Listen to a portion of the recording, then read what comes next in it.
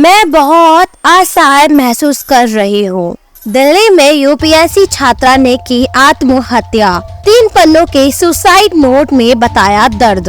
दिल्ली के ओल्ड राजेंद्र नगर में कोचिंग के दौरान हुई घटनाओं ने पूरे देश को हिलाकर रख दिया है। पहले 3 यूपीएससी की तैयारी कर रहे छात्रों की मौत का मामला सामने आया था। इसके बाद एक छात्रा का सुसाइड का मामला सामने आया है।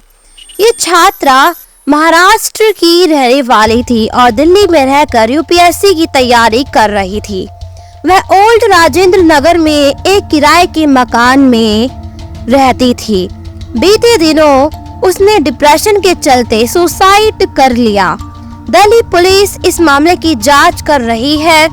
सुसाइड नोट में क्या लिखा है? छात्रा ने सुसाइड नोट में लिखा है कि यूपीएससी के छात्र किस दबाव में सिविल सेवा की तैयारी करते हैं। उसने इस सुसाइड नोट में छात्रों की रोजमर्रा की समस्याओं और परेशानियों का भी जिक्र किया है। छात्रों ने नोट में आगे लिखा है कि पीजी और हॉस्टल मालिक सिर्फ छात्रों से पैसे लूट रहे हैं। हर छात्र इतना खर्च नहीं उठा सकता। दिल्ली पुलिस के मुताबिक यह मामला उनकी जानकारी में है और मामले की जांच चल रही है। छात्रा के सुसाइड नोट में यह लिखा है कि वह पहले प्रयास में यूपीएससी पास करना चाहती थी, लेकिन ऐसा नहीं हो सका। इसके बाद से वह दबाव में रहने लगी और डिप्रेशन में रहने लगी। उसने नोट में कई अन्य बातें भी लिखी है, जिसकी पुलिस जांच कर रही है। क्या मकान का किराया बढ़ाए जाने से हो गई थी और परेशान।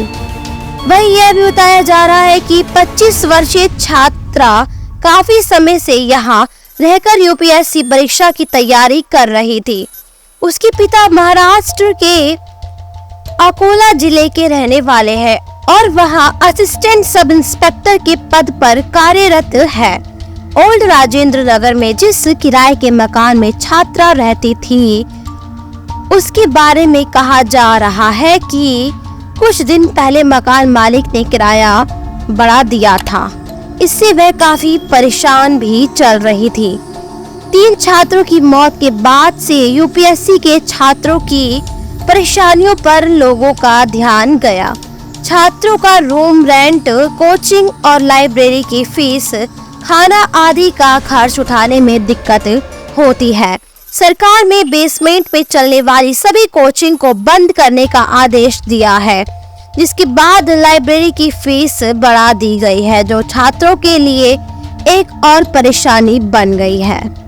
तो दोस्तों, आपका इस मामले में क्या कहना है, कमेंट सेक्शन में जरूर बताइएगा। अगर आपने चैनल को सब्सक्राइब और फॉलो नहीं किया है तो अभी के अभी कर लीजिए, क्योंकि इसी तरीके की खबरें हम आपको देते रहेंगे। धन्यवाद दोस्तों।